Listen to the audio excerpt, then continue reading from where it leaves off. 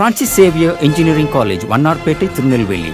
Get enrolled and experience unlimited learning. வட சென்னையின் பாரம்பரிய விளையாட்டுகளில் ஒன்று குத்துச்சண்டை போட்டிகள். பொழுதுபோக்கு என்ற நிலையிலிருந்து தொழில்முறை போட்டிகளாக களமிறங்க வடசென்னை பகுதி மக்களிடையே ஆர்வம்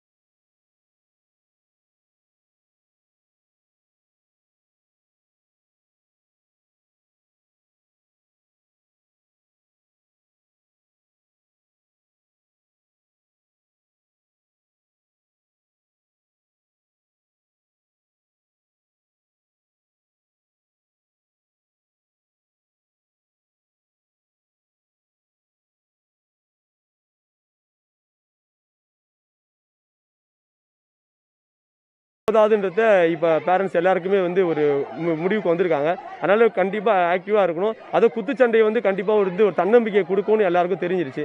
அதனால குழந்தையிலேருந்தே அதை நம்ம ஊக்குவிக்கணுன்ற ஒரு மைண்ட் செட்டில் அவங்களும் ஆர்வத்தை காட்டுறாங்க. வந்த குழந்தைங்களும் ரொம்ப ஆர்வமாகவும் இருக்காங்க.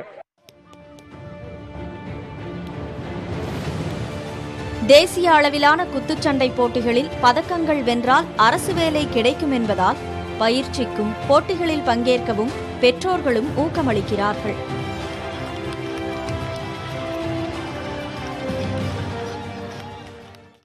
நான் 8 வயசுலேருந்து பாக்ஸிங் விளையாண்டுட்டு இருக்கேன். எனக்கு பாக்ஸிங்னா ரொம்ப பிடிக்கும். எங்கள் வீட்டில் நான் நிறையா கப்பு வச்சுருக்கேன். டெய்லி நான் 3 மணி நேரம் விளையாடுவேன். நிறையா மேட்ச் போட்டிருக்கேன். நிறையா கப்பில் அழுத்திருக்கேன்.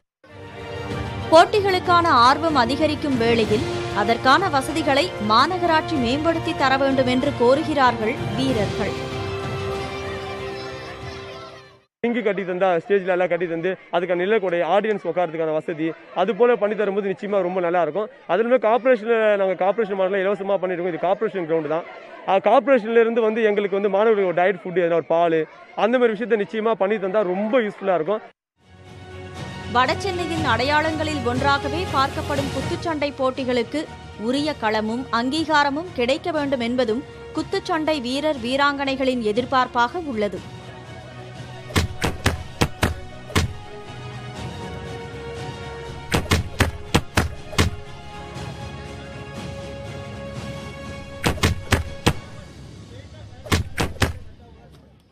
போட்டிக்கான அரங்கம், பயிற்சி பெறும் வசதிகளை அரசாங்கம் மேம்படுத்தி தர வேண்டும் என்பதே இப்பகுதி மக்களின் கோரிக்கையாக உள்ளது.